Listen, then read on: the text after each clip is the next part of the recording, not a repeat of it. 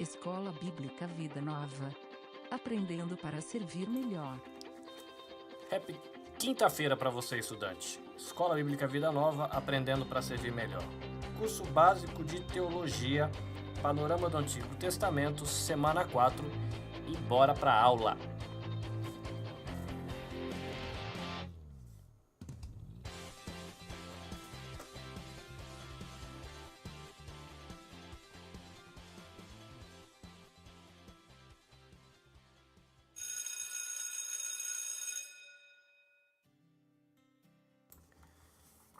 Bom, na última aula a gente falou sobre o livro de Êxodo e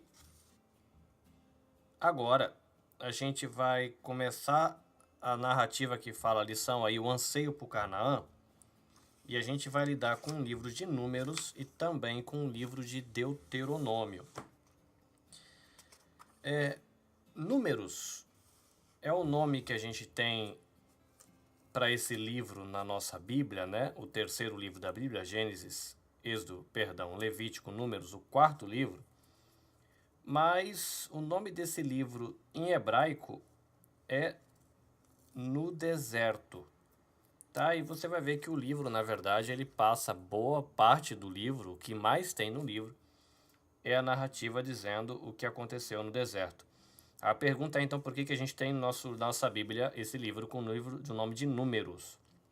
Isso acontece porque aquela antiga tradução grega do Velho Testamento, né, a tradução do Velho Testamento para o grego, chamada de Septuaginta, e você deve se lembrar de que a gente falou disso, essa tradução tinha como título a palavra aritmoi, né? Por isso que a gente tem a palavra aritmética, né? Aritmoi, e quando traduziram para a gente em português, traduziram aritmoi por números.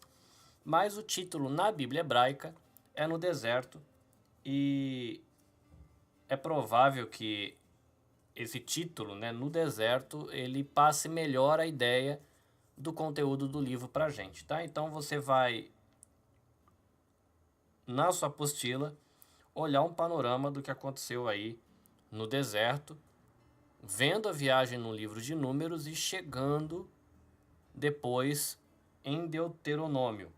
Uma informação que eu achei curiosa é de que é bem provável de que Moisés ele manteve com ele um livro ou uma espécie de diário em que ele ia anotando aquilo que ele entendia que era importante.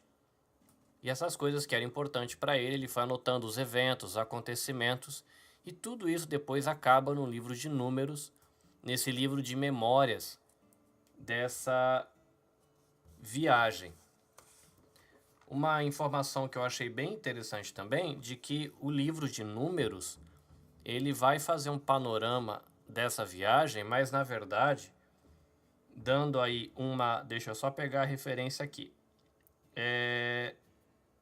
1 ano e 8 meses, né? O primeiro, no início da viagem, o primeiro ano mais 8 meses.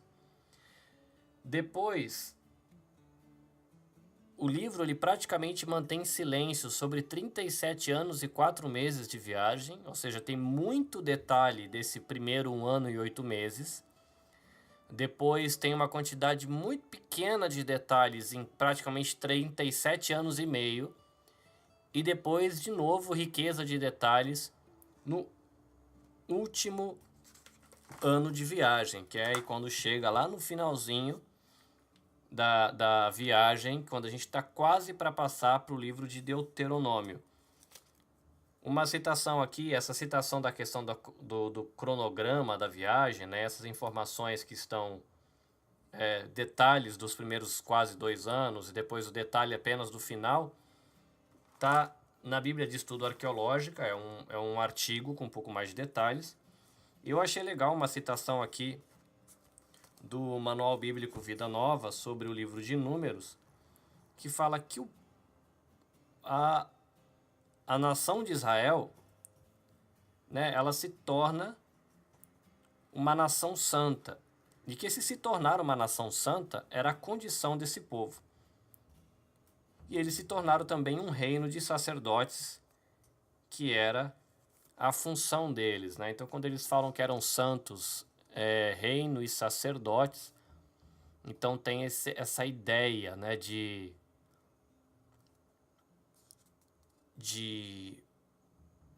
condição de santidade e função. Eu achei uma informação bastante relevante para o nosso pensamento. Então a gente vai dar uma olhadinha na lição, ver o que a gente consegue encontrar de informação legal aqui.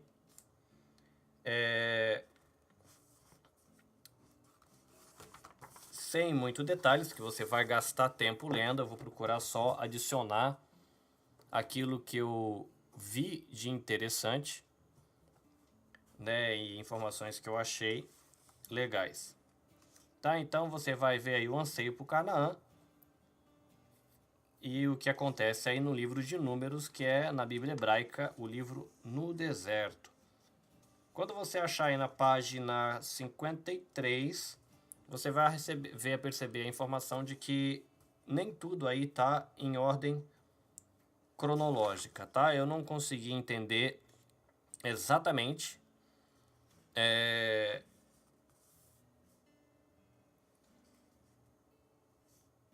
o que não está em ordem cronológica, mas é uma informação útil, talvez com um pouco mais de pesquisa, quando você for se dedicar ao livro em outro momento, você consegue perceber aí o que está fora de ordem.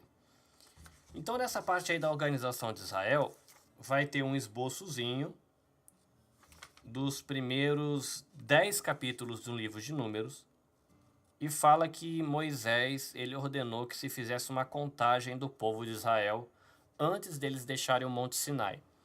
É por causa dessas contagens, dessas listas com números, que a gente tem o pessoal que fez a tradução do hebraico para o grego na Septuaginta, o título de aritmoi, que depois foi traduzido por números para a gente. E um dado interessante aí, ele explica aí na apostila que, excluindo as mulheres, as crianças e os levitas, eles somaram cerca de 600 mil pessoas. Aí fica a pergunta de quantas pessoas eram no total, considerando que 600 mil era excluindo mulheres, crianças e levitas. A Bíblia de Estudo Arqueológica tem um artigo trabalhando sobre isso e falando de algumas dificuldades que existem até em relação a essas listas com os números dentro do livro de Números. Então, partindo desses 600 mil, eles fazem alguns cálculos de família e bababi, eles chegam a um número de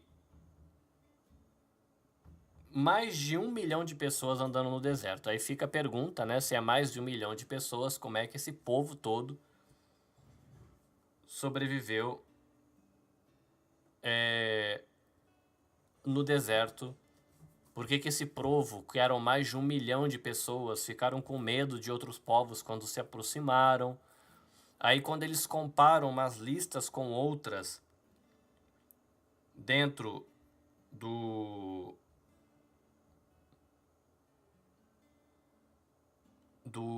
livro, eles começam a ter dificuldade, porque parece que não faz sentido, não bate a numeração. Então, a estimativa que considera que esses 600 mil é 600 mil mesmo, chega ao cálculo de mais de 1 milhão de pessoas. Tem uma outra teoria que vai falar um pouco sobre a questão dos números, porque a gente tem que lembrar de que o Velho Testamento ele foi escrito em hebraico. Em hebraico não existia número, os números eram as letras, então eles davam valores numéricos para as letras, tipo, se fosse no nosso abecedário, né, o A seria o 1, o B seria o 2, o C o 3, alguma coisa assim. E aí a pergunta fica, o que significava cada letra dentro desses números? Será que queria dizer número mesmo? Será que estava indicando grupo? E aí, se você toma uma determinada alternativa, né, o artigo ele fala isso, se você escolhe a alternativa de que eram indivíduos, aí você faz a leitura de outras listas, você não consegue fazer os números baterem. Se você considera de que eram tribos, né, e não se estava se referindo a família inteiras, era um outro sistema de contagem, não eram indivíduos, eles chegam a um número de mais ou menos 20 mil pessoas que teria saído nessa viagem. Então, você reduz para 1 milhão, de 1 milhão para 20 mil, se você usar um outro esquema de tentar interpretar esses números. Só que aí você também gera dificuldades quando você vai interpretar outros textos. Então, qual que é a curiosidade, né? Então, você tem aí, legal você saber, por curiosidade, de que números em hebraico é representado pelas letras, e de que no número de números existe uma certa dificuldade de você tentar harmonizar esses números. Se você quiser expandir um pouco a curiosidade, é igual quando a gente lê em Gênesis, que tem aquelas pessoas que viveram 900 anos, 800 anos, então algumas pessoas acreditam que é a idade real, né? Então, aí o porquê que é real? Alguns sugerem de que nessa época antiga, a atmosfera, não havia tanta doenças, a qualidade do material genético era melhor, então por isso as pessoas podiam viver bastante. Outros falam não, na verdade é a duração de uma família, tipo de um clã. Aquele clã durou 969 anos. Então são curiosidades aí, né, e dificuldades que a gente tem quando a gente lida com alguns números na Bíblia, inclusive esse. Como é que termina esse artigo sobre os números do censo e o significado desses números na Bíblia de Estudo Arqueológico? Termina assim: seja qual for a maneira em que analisemos essas dificuldades, está claro que os antigos israelitas tinham maneiras de tratar os números que nos deixam confusos. A Bíblia é um livro antigo, proveniente de uma cultura antiga, e não podemos pressupor os dados nelas contidos se alinham aos métodos e indicadores estatísticos dos dias de hoje. É importante compreender que o relato bíblico não é errôneo e nem deliberadamente enganoso. Apenas não sabemos como os israelitas registravam os censos, fossem militares, fossem levíticos, porque tinha uma diferença da maneira como eles contavam quando era um censo militar e uma diferença quando era um censo levítico. Então, não se sabe direito, né, como é que eles registraram. Então, principalmente aí no livro de números, você tem algumas dificuldades para tentar harmonizar as listas, mas vale a pena deixar esse registro aí para você somar o seu conhecimento.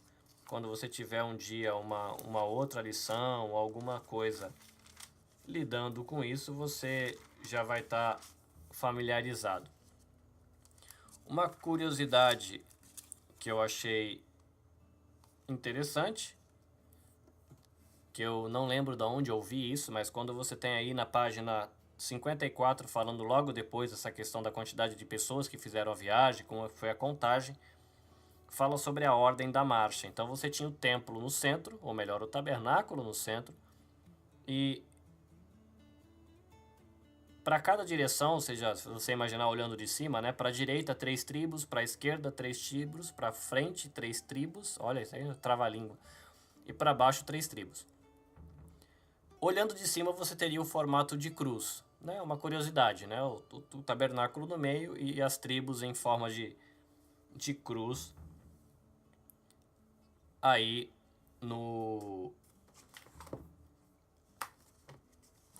na disposição deles como grupo.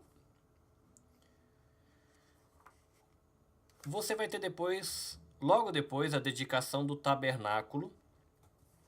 E se você já foi em alguma igreja histórica, tipo uma igreja batista, talvez uma igreja presbiteriana ou alguma outra parecida, talvez você já tenha ouvido a bênção sacerdotal, que é a que está registrada na página 54, né? O Senhor te abençoe e te guarde. O Senhor faça resplandecer o seu rosto sobre ti e tenha misericórdia de ti. O Senhor te levante o rosto e te dê a paz. Na aula passada, eu citei o fato de que essa questão do tabernáculo, o templo, existe vários links com a pessoa de Jesus e de que dá para você fazer um estudo tentando ver alguns detalhes. O Manual Bíblico Vida Nova, ele traz a seguinte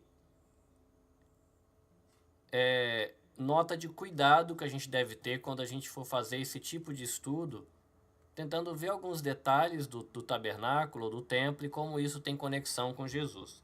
Eles falam assim, olha, em Êxodo 25:8, Deus instruiu Moisés, e me farão um santuário para que eu possa habitar no meio deles.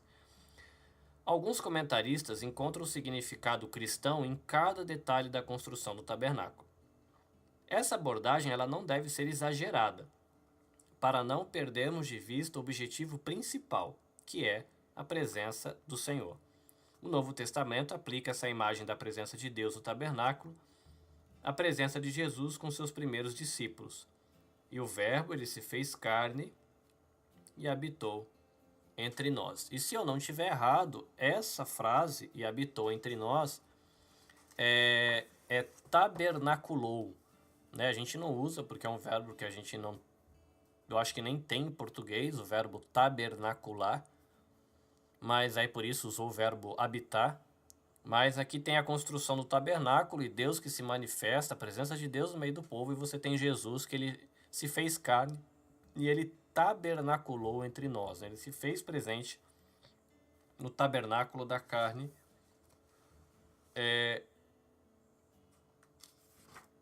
com a gente. O estudo continua e ele vai falar do caminho de Canaã, trazendo detalhes aí, e lembrando de que Deus ele guiava o pessoal numa coluna de fumaça durante o dia e a coluna de fogo durante a noite. Uma curiosidade sobre uma discussão que tem sobre esse texto, existem pessoas que fazem estudo de ufologia em cima da Bíblia, que é o estudo da questão de alienígenas, né? Se encontram alienígenas na Bíblia, né? Tem até uma expressão até que os deuses eram astronautas, né? Considerando a possibilidade, né, dessa teoria de que aquilo que a gente entende como divindades no mundo, na verdade eram seres extraterrestres que viajaram para cá e as pessoas antigas achavam que eram deuses. Aí, as pessoas que pegam essa teoria de que as divindades eram deuses, ou melhor, eram alienígenas, eles vão dizer que nessa viagem de Israel do Egito até Canaã, que eles foram guiados pela coluna de nuvem e a coluna de fogo, na verdade era uma nave espacial que estava conduzindo eles pelo deserto, né? Para você pode dar muita risada aí, alguns vão achar muito curioso, mas a ideia de que era uma nave que usava combustível, então durante o dia você via a fumaça que estava queimando, por causa como o escapamento da nave, né? Alguma coisa assim. E durante a noite você não ia conseguir ver aquela fumaça, mas você veria o fogo que sai pelo escapamento dos motores da nave. Né? Então é só uma curiosidade para você aí sobre esse detalhe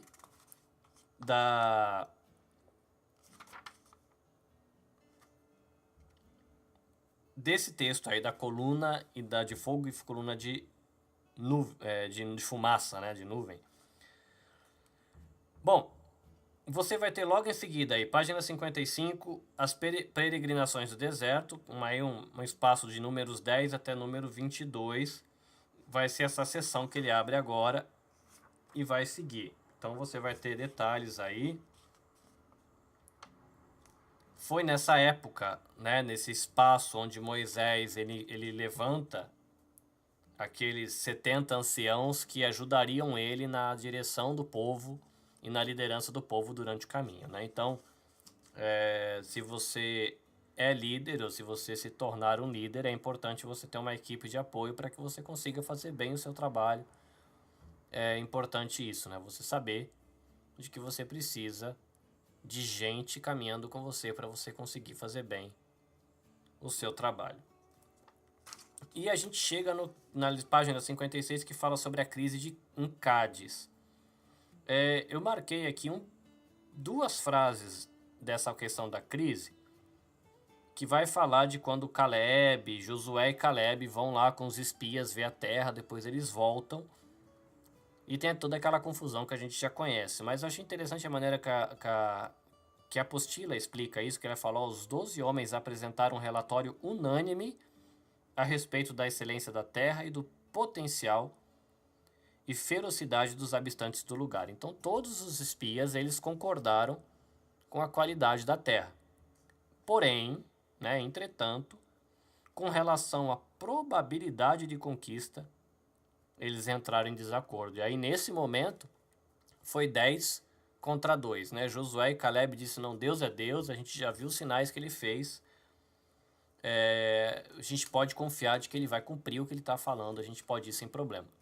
Já a outra galera falou: não, imagina, Deus ele não vai dar conta, a gente vai tudo morrer porque os caras são grandes, são fortes, a terra é linda, mas a gente está enrolado e não vai dar certo esse negócio. Né? Então, duas coisas para a gente pensar. Né? Primeira, que será que sempre a voz da maioria é a voz de Deus? Né? Quando a gente tem um atrito, um conflito, a gente tem uma discussão sobre algum tema na vida em comunidade como igreja.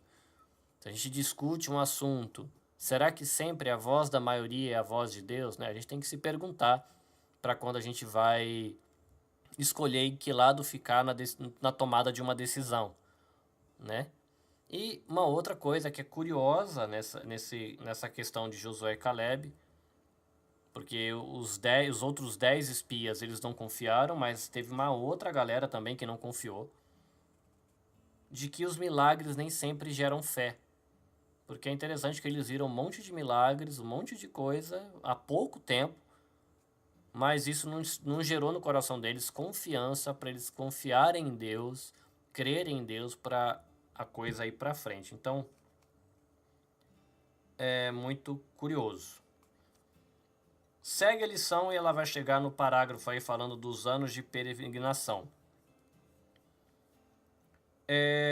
Corã, Datã e Abirão, eles representavam 2 grupos rebeldes que se ajudavam mutuamente no esforço comum. Que é um detalhe que nas minhas leituras eu não tinha percebido. Para mim, na minha cabeça, era tudo contra Moisés. Mas aqui o texto fala que não é. Fala que Corá, ele estava querendo assumir o lugar de Arão, e Datã e Abirão era contra Moisés, né? Então, né, quase agora, né, eu citei de que é legal você pensar na escolha que Moisés fez dos 70 anciãos para ajudar ele, de que isso vai ajudar você a exercer o seu ministério, sua liderança, caso você tenha liderança, algum dia você ocupe aí uma função de liderança. Mas a gente tem que estar consciente de que às vezes a gente vai ter atrito e de que pode passar por um problema como esse, de alguém da sua equipe, alguém do seu grupo, daquelas pessoas com que você trabalha, tentem tomar o seu lugar, né? Isso é possível que aconteça e a gente vai ter que ter sabedoria, maturidade para lidar com essa situação e muita graça de Deus. E assim como Deus ele interviu, Deus ele reafirmou a autoridade de Arão e Moisés, caso isso aconteça um dia com a gente vai ter que contar aí com a graça de Deus para que ele venha e mostre, né, a vontade dele, e ele e não a gente brigando com todo mundo, né, às vezes esculhambando tudo, tente reafirmar a nossa autoridade, mas que a gente tenha a sabedoria e a graça para andar com Deus. Você tem aí na página 57 falando do caminho das planícies de Moabe. E vai ter aquele episódio da serpente de bronze que foi colocada num poste, né? E ela foi levantada e todo mundo que olhava para essa serpente, ele era curado. Jesus, ele cita, né, essa situação, esse episódio, que ele fala que isso aí simbolizava a morte dele na cruz. Então, de alguma maneira, todo aquele que olhar para ele, né, que estava lá na estaca, assim como essa serpente, vai viver. E eu fiquei curioso em relação a essa questão da serpente, e essa Bíblia de Estudo Arqueológica, ela traz muitas informações sobre crença de outros povos ali da época, cultura, e cita que as serpentes eram considerados, nos mitos e nas histórias antigas, eles estavam muito associados a coisas de poder, aquele que está contra, aquilo que é mal, aquilo que é ruim. Então tinha muito essa associação com algo poderoso, algo que era do mal, algo que era ruim. E tem vários mitos que falam dessa relação das pessoas com serpentes, o dragão e a pessoa contra a serpente, sendo enganado, sendo derrotado, lutando. Mas, tinha até rituais de magia que tentavam trabalhar contra essa questão das serpentes. Aí tem até uma liturgia ugarítica contra serpentes venenosas, né? Um povo antigo tinha tipo um texto, uma mandinga para tratar com serpente. Diz assim: minha fórmula mágica para a picada de serpente, para o veneno de serpentes escameadas. Aí tava lá, 2 pontos. Aí está assim: com ela, ó encantador, destrua. Com ela, expulse o veneno. Então ele prende a serpente, alimenta a serpente escameada, puxa uma cadeira e se senta. Né? Tinha a mandinga aqui para se livrar do poder da serpente. Mas é curioso que nessa questão com Moisés, né, lá nas planícies de Moabe, não tem mandinga. É só você olhar para a serpente de bronze e Deus, ele trazia cura para a questão do veneno. Então, para a gente parece uma grande bobagem, né? E eu também pensei assim, falei, mas que negócio esquisito. Mas aí a nota aqui da Bíblia de Estudo, ela fala que era muito importante esse tipo de comentário e registro dessa situação por as pessoas do entorno da época, porque eles tinham na cabeça de que a serpente era um negócio muito poderoso, que ninguém dava conta com isso, só com mandinga. Mas mostra aí, nessa situação, o poder e a autoridade do Deus Todo-Poderoso contra as serpentes. Ninguém precisava fazer mandinga, era só olhar para aquela serpente de bronze que estava lá no poste e o poder de Deus entrava em ação acima ou tendo o poder das serpentes venenosas, que tinha toda essa simbologia de mal, de coisa ruim, debaixo da autoridade do Deus Todo-Poderoso. Então, para a gente hoje pode parecer um negócio meio esquisito, mas para o pessoal daquela época foi muito importante isso. Você vai ter aí a história de Balaão e Balaque, que é lá o rapazinho que trocou uma ideia com a mula, né, que foi chamado para profetizar contra Israel, mas Deus disse que não era para ele falar. Então é um cara aí que era um profeta, né, vamos dizer assim, um porta-voz de Deus, mas que o objetivo dele ter ido lá para as planícies para ter essa questão com Balaque é interesse financeiro. Então você vê de que ainda hoje as pessoas lidam com essa realidade, tem que lutar com isso, de você ser profeta de Deus, de você lidar com as coisas de Deus por interesse financeiro. Então é muito importante a gente tomar cuidado com isso, né? Decisões e instruções, você vai ter isso na página 58. A gente está terminando o livro de Números e vai falar um pouquinho aí da transição da liderança da mão de Moisés para a mão de Josué. Então Josué caminhou um tempão com Moisés. Josué, ele mostra que ele era qualificado por um monte de qualidades que ele demonstrou na época que ele trabalhava em outras atividades ali. E é um ponto importante porque para qualquer um de nós um dia vai chegar a época no ministério, seja porque a gente vai para o Brasil, seja porque a gente vai mudar de cidade, seja porque a gente não vai dar conta de fazer mais determinada atividade, de você passar o bastão da atividade, da sua liderança para a mão de alguém, né? Então, é um processo natural E tem gente que luta com isso até o fim, com unhas e dentes, porque ele não quer passar o bastão por ninguém, ele quer morrer com o bastão, engolir o bastão e levar o ministério embora com ele. Mas é um processo natural você ter que passar o bastão do seu ministério para alguém. Então a gente tem que se preparar em Deus, pedir para Deus orientar a gente quem vai ser o nosso sucessor. E da nossa caminhada, né, uma coisa que eu tenho sido chamado a atenção para perceber, mas ainda não tenho conseguido trabalhar isso com qualidade, mas de que a gente tem que andar com pessoas, compartilhar a visão da gente, ter amizade, estabelecer relacionamentos de confiança, construir laços numa vida de discipulado para você ter depois alguém para passar o bastão. Porque se você fica isolado o tempo todo, nunca você vai ter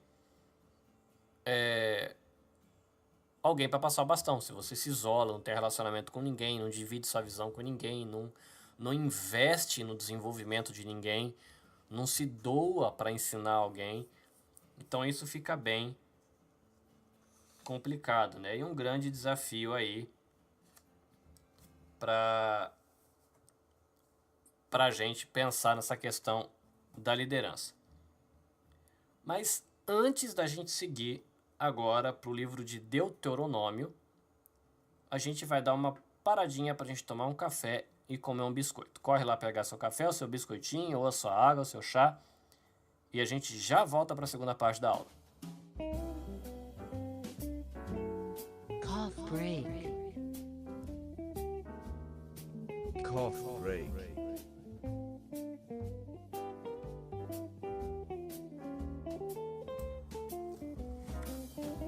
Bom, aqui no nosso café eu quero começar deixando para você a indicação de leitura da Elisa.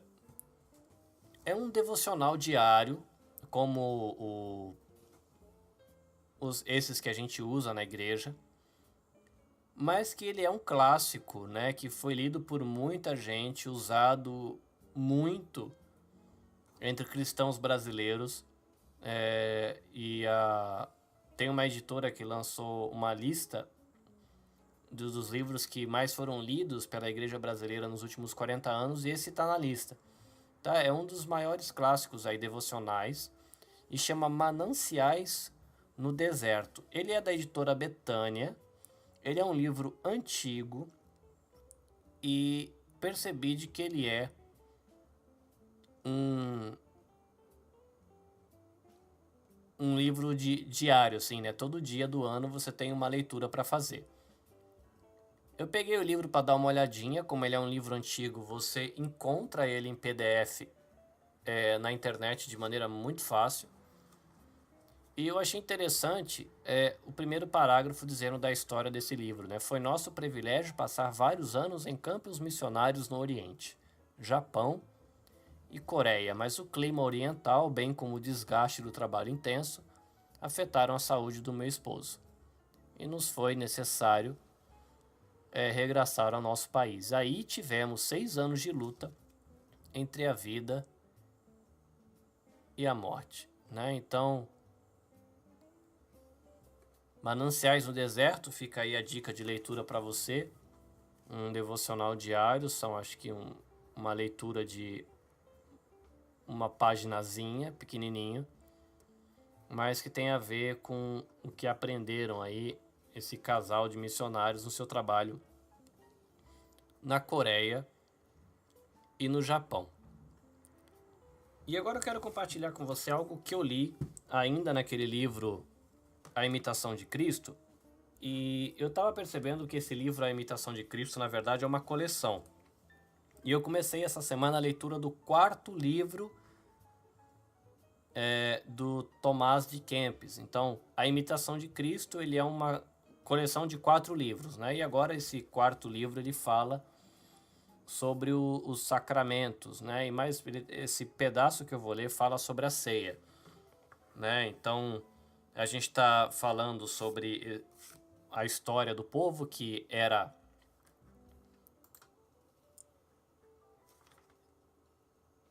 uma família, virou um povo, a Páscoa na saída do Egito, e você vai ver que depois tem Páscoa aí, né, um ano depois, E depois, quando eles entram na terra, Páscoa, e depois isso é aplicado a Jesus lá na frente. Mas eu achei curioso porque é uma reflexão, considerando que a ceia é um momento de comunhão íntima com Cristo. O texto aqui ele vai fazer uma reflexão de como é que você está no coração para receber ou para ter esse momento de intimidade com Jesus, para receber a Jesus na hora da ceia, né? Então, esse textinho diz assim: como haverei de acolher-te em minha casa, eu que tantas vezes ofendi a tua benigníssima face? Anjos e arcanjos te contemplam maravilhados. Santos e justos te temem, e tu dizes: venham todos a mim? Se tu não o tivesses dito, ó Senhor, quem acreditaria que pudesse ser verdade? E se tu não tivesses ordenado, quem ousaria se aproximar de ti? Eis que Noé, um homem justo, trabalhou centenas de anos na construção da arca, para que pudesse ser salvo juntamente com alguns poucos. Como posso eu, em poucas horas, preparar-me para receber com reverência o Criador do mundo? Moisés, teu grande servo e teu amigo especial, construiu uma arca de madeira incorruptível, coberta com o mais fino ouro, e lá colocou as tábuas da lei. E eu, criatura corrupta, como ousarei receber com tamanha indiferença o Criador da lei e o doador da vida? Salomão, o mais sábio dos reis de Israel, levou 7 anos para edificar um templo magnífico em louvor ao teu nome. Ele celebrou também a festa da dedicação do templo durante 8 dias, ofereceu milhares de sacrifícios de comunhão e solenemente pôs a arca da aliança no lugar designado, ao som de trombetas e muita alegria. E eu, o mais miserável e pobre dos homens, como poderei te acolher em minha casa, eu que raramente passo meia hora em devoção verdadeira? Como eu gostaria de passar pelo menos meia hora de maneira digna e apropriada. E eu fiquei um pouco surpreso porque é um tipo de reflexão que eu acho que na minha vida cristã eu nunca fiz, né? Refletir na quantidade e na qualidade de tempo que eu passo diante de Deus nesse processo de preparo do meu coração para participar do momento da ceia, né? Então, fica aí esses pensamentos, né? A dica, Mananciais do Deserto, da editora Betânia, e um trecho aí da Imitação de Cristo, de Tomás do Mosteiro de Kempis. E a gente vai agora para a segunda parte da nossa aula.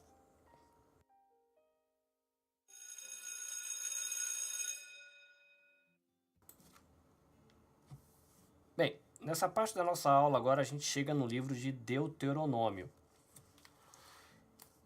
E uma coisa que é interessante aí sobre Deuteronômio é que Deuteronômio significa a segunda lei. E também a gente tem esse nome por causa da tradução da Septuaginta. Mas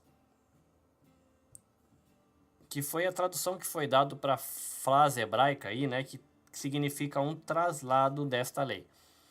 Então, na verdade, Deuteronômio, uma segunda lei, ela passa uma imagem não muito clara ou muito correta do propósito do livro, porque na verdade ele não é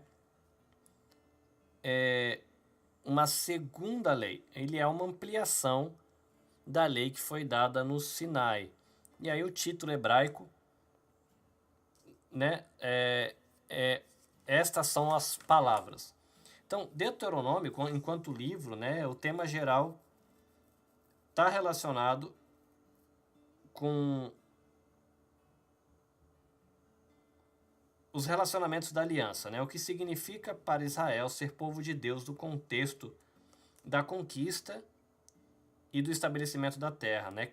Qual eram os privilégios e as responsabilidades que implicavam em eles ser povo de Deus naquela geração e o que isso implicava para a geração seguintes também. Então, é essa a ideia do livro de Deuteronômio, né? Você amplia a lei que foi recebida no Sinai e direciona aí o que significa para esse povo ser povo e quais implicações disso para eles e para gerações que viriam depois, né? Então, você tem aí, né, na página 58, retrospectiva e perspectiva, né? Retroperspectiva, olhando para trás, e perspectiva, um jeito de olhar, né? O que significa ser povo e qual a implicação disso.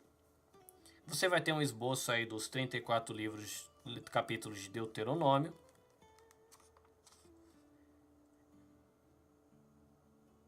Você vai ter uma revisão da história. Moisés, ele faz um discurso, ele vai falar da lei. E na despedida dele, ele chamou os sacerdotes e falou: olha, vocês têm o dever de ensinar a lei para o povo. Então eles receberam uma cópia da lei das mãos de Moisés. Uma curiosidade aí que o livro cita é de que a gente não sabe qual era o conteúdo dessa cópia da lei. Né? Era aquela lei que estava guardada dentro da arca, e depois eles receberam uma cópia disso, mas a gente não sabe exatamente o que estava ali, né? Então é interessante a gente saber isso, né? Saber que dentro da Bíblia existe uma série de documentos e livros que são citados de que a gente não tem acesso, a gente não sabe o que aconteceu com eles. E na apostilinha, nesse momento, a gente chega no final da lição. Eu queria acrescentar ainda duas coisas, porque o livro de Deuteronômio, quando Moisés ele passa a lei para o povo, e a gente falou na aula passada de como as festas e os rituais eram aí uma ajuda para o povo entender a responsabilidade deles com Deus, o ministério deles com Deus, tinha, né, nas práticas religiosas dos judeus uma certa periodicidade, tipo coisas que aconteciam em determinado período. Então tinha uma coisa que era diária, tinha coisas que eram semanais, tinha coisas que eram mensais, tinha coisas que eram multianuais, tipo a cada número de anos,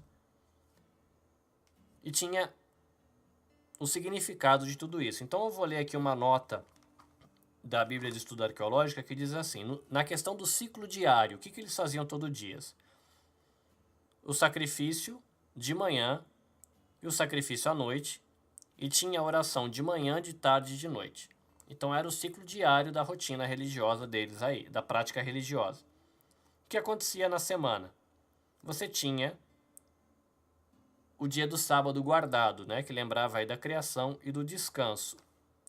Mensal, você tinha a festa da lua nova, que marcava o início do novo mês, e as festas sazonais ou o ciclo anual. Aí você tem aí, por exemplo, a Páscoa, Pentecostes, festas da Cabanas.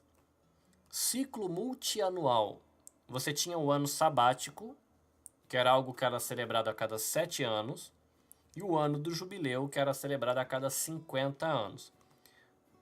Agora, você tem coisas que acontecem todo dia, coisas que acontecem uma vez por semana, uma vez por mês, ou a cada meses, a cada ano, a cada quantidade de anos. Qual o significado disso? Que proveito isso tinha para eles e para a gente quando a gente vai aprender? A periodicidade dos cultos, especialmente na época das festas, é a rejeição à morte e ao impacto da queda.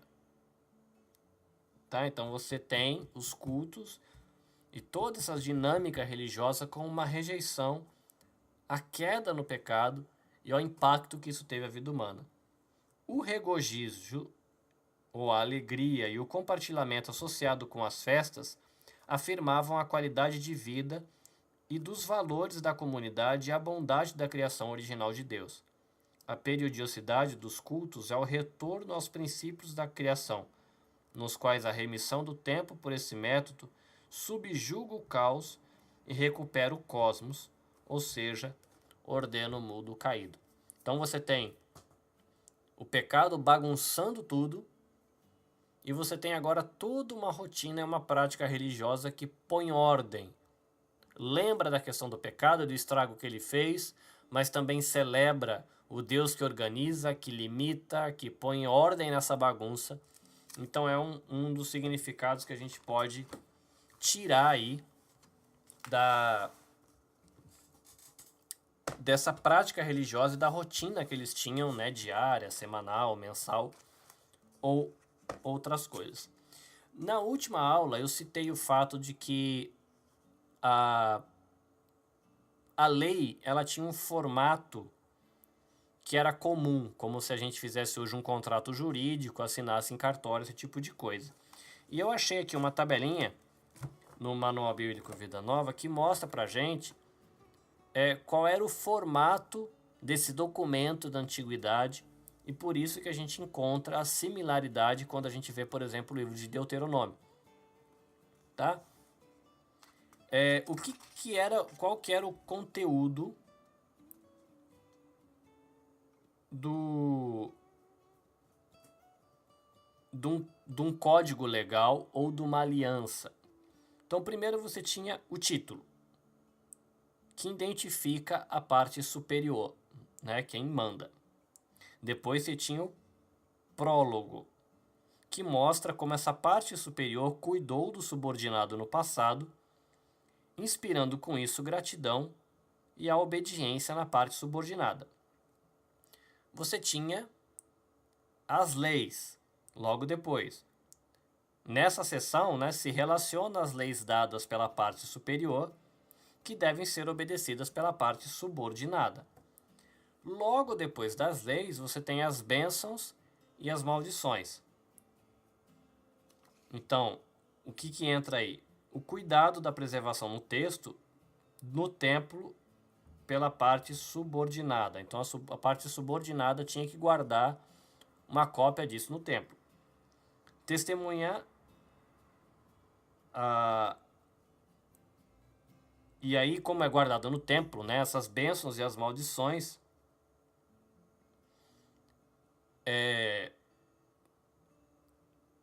calma aí. Nas bênçãos e maldições, a parte subordinada ela tem que cuidar da preservação do texto no templo. E isso também implica de que as divindades de ambas as partes, elas são testemunhas e estão assegurando de que esse contrato ele vai ser cumprido. E aí dentro desse trecho ainda, você profere maldições contra aquele que desobedecer e bênçãos para o que obedecer. E aí como é que fecha isso? Isso era ratificado por um voto e uma cerimônia. As sanções elas são pronunciadas contra qualquer pessoa que quebre a relação de aliança. Então você tem o título, que identifica a parte superior, o prólogo que mostra o cuidado dessa parte superior e por que a pessoa deveria ter gratidão e inspirar confiança na parte superior, as leis, as bênçãos decorrentes da obediência da lei, a maldição decorrentes da desobediência, e aí se terminava com uma cerimônia. Que aí, se você vai lá para o livro de Deuteronômio, olha a estrutura, você vai perceber que Deuteronômio não é só um documento jurídico, uma aliança, um código legal, mas que ele segue essa estrutura que era familiar às pessoas da época. Eles entenderiam de que eles estavam fazendo um tratado ali, né, uma aliança entre o que é chamado de vassalo e suzerano. Né? O vassalo, aquele que é o subordinado, e o suzerano, aquele que é a parte superior. Né? Então Deus, como o dono da terra, o suzerano, e eles como aqueles que vão ser os vassalos de Deus e vão receber essa aliança. Ok? Então, a gente encerra aqui o bate-papo e alguns acréscimos à lição 4. É importante você ler o material. Se você tiver curiosidade, dá uma folhada na Bíblia. Mas a gente não termina aqui. A gente ainda tem o aula extra, tá? Então aguenta aí que tem um pouquinho mais. Atenção, atenção, classe. Começa agora a aula extra.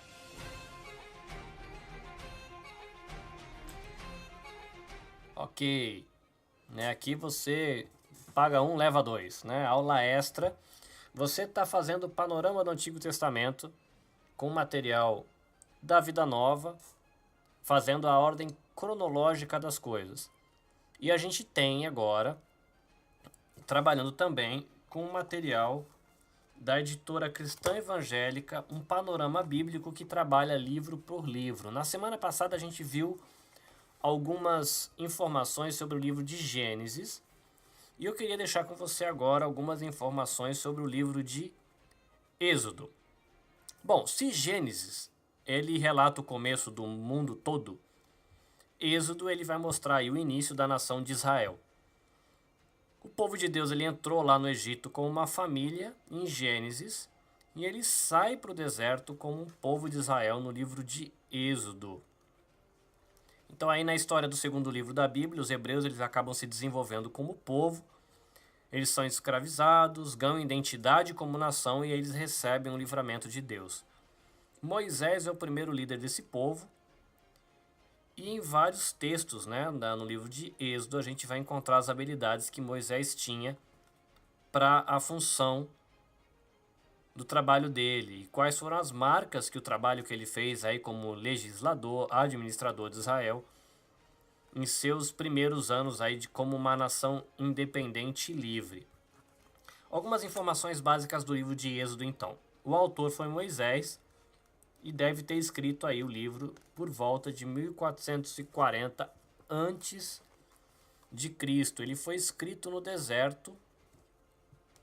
O alvo era o povo de Israel. Você tem aí é ótimo, né? A gente tem aí a palavra-chave sugerida aqui como salvação. E o texto bíblico de Êxodo 3:24 como o versículo chave. Vamos lá, versículo 3, capítulo 3 de Êxodo, versículo 24. Tá, tirando o fato de que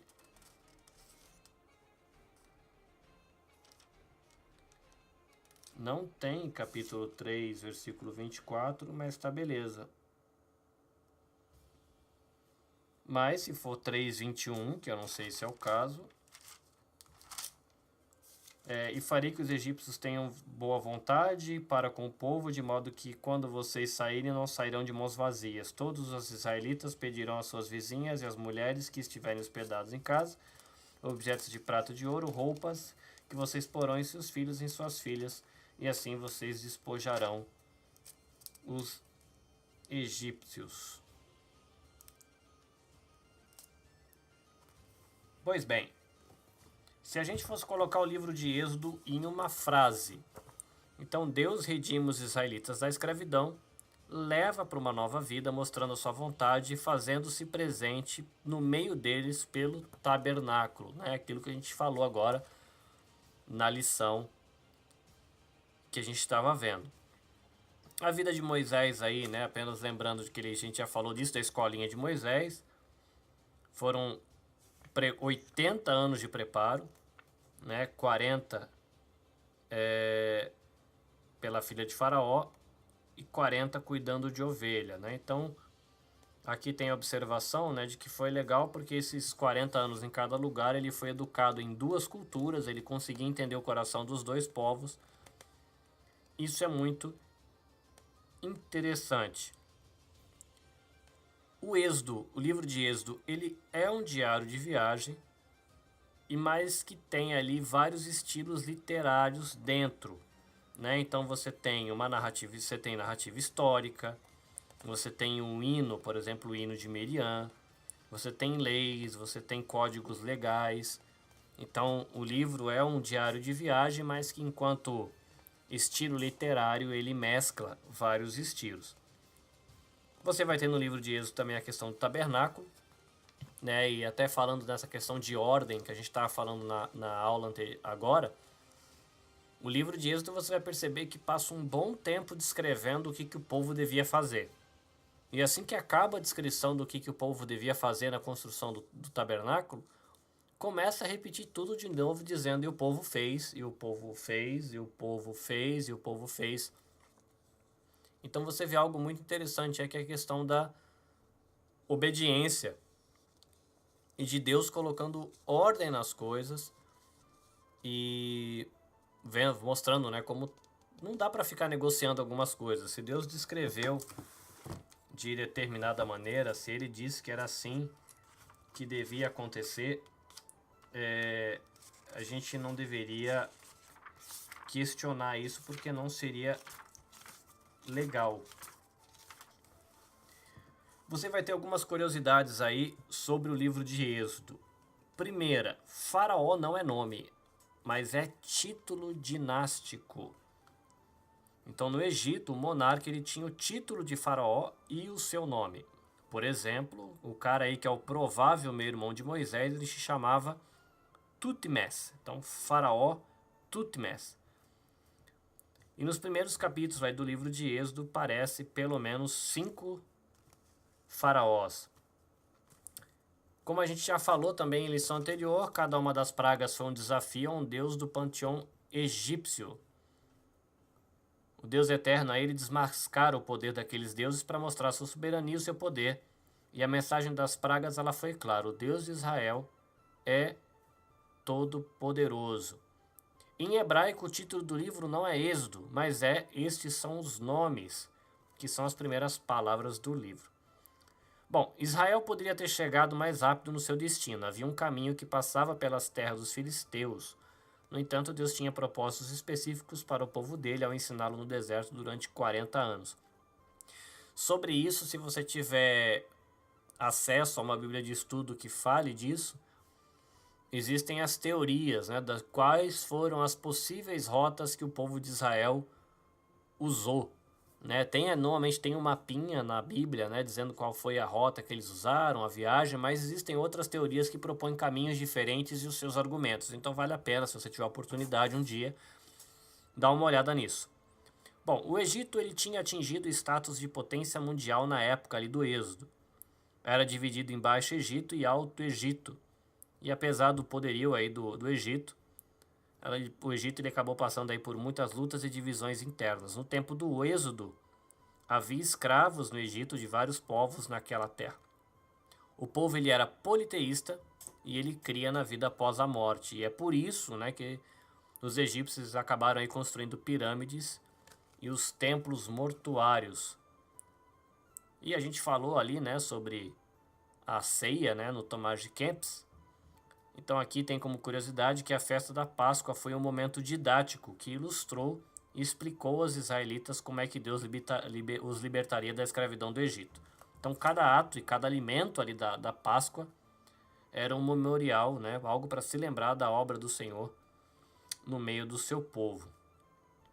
Bom, que doutrinas o livro de Êxodo ajuda a gente a aprender? Êxodo mostra aí Deus como o Redentor, né? O Senhor é apresentado como aquele que liberta da escravidão por meio de seu poder. Mostra Deus também como provedor. Então, depois da libertação do povo, o Senhor ele provê por sua graça e bondade alimento, água, habitação para o povo que tinha o coração ainda voltado à vida antiga no Egito. Outra doutrina aqui é a questão de que o Senhor se interessa em se relacionar com o seu povo. Né? Êxodo também pode ser considerado o livro da aliança. Deus ele se preocupou lá em dar para Israel instruções detalhadas sobre a sua vontade e como o seu povo poderia cumprir a vontade dele. E uma quarta doutrina aí de que Jeová é Deus presente, né? O tabernáculo, ele era a evidência do Senhor no meio do seu povo. E literalmente, a palavra tabernáculo significa morada. No meio do deserto, Israel estava seguro, porque o Senhor estava ali com ele, habitando entre o seu povo. E no Novo Testamento encontramos o ensino de que Deus se fez presente em nós por meio de Jesus. E aí ele fecha aqui os pensamentos a respeito do livro de Êxodo dessa maneira. Êxodo é o livro-chave para se compreender bem a história de Israel no Antigo Testamento, tá? Então aqui, ó, nota importante para você que está fazendo o panorama do Antigo Testamento. Êxodo é um livro-chave para você compreender bem a história do Antigo Testamento. No livro de Êxodo é que estão registrados o início de Israel como nação. Não apenas as instruções políticas, mas também a aliança religiosa está presente ali. A parte legal do livro também é muito importante, legal aqui no sentido de leis, tá? Não de legal porque é muito legal. Né? A parte legal do livro também é muito importante, já que os livros que vêm depois, Gênesis, Êxodo, aí a gente vai ter depois Levítico, que a gente já viu, Números e Deuteronômio, que a gente viu nessa aula. Os livros que vêm depois, eles vão desenvolver aquilo que germinalmente está em Êxodo, tá? Então, Levítico, Números e Deuteronômio, eles acabam trabalhando de maneira melhor aquilo que é só uma sementinha que está brotando ainda no livro de Êxodo. Então vale a pena você ler o livro de Êxodo com tais verdades em mente. Ok, galera? Você tem aí bastante informação. Eu procurei selecionar, né, o material. Então a Bíblia de Estudo Arqueológica NVI e o Manual Bíblico Vida Nova serão nossos companheiros, como também esse panorama do Velho Testamento e posteriormente o panorama do Novo Testamento também, na aula extra, para acrescentar aí uma visão de teologia bíblica, tá? O que é isso? Né? Você está vendo o panorama do Velho Testamento, é uma perspectiva um pouco mais histórica. E quando você olha um livro específico e tenta ver o que aquele livro ensina, você está fazendo teologia bíblica, tá? Então a gente vai trabalhar junto aqui um panorama histórico e um panorama fazendo teologia bíblica, olhando o que cada livro tem para ensinar para a gente. Espero que isso contribua para você estudar. Você vai, ou pelo menos é a minha intenção, gastar menos tempo citando a própria apostila, dar uma passada para você conseguir saber onde linkar as informações extras que eu trago, mas gastar mais tempo trazendo as informações extras em si, ok?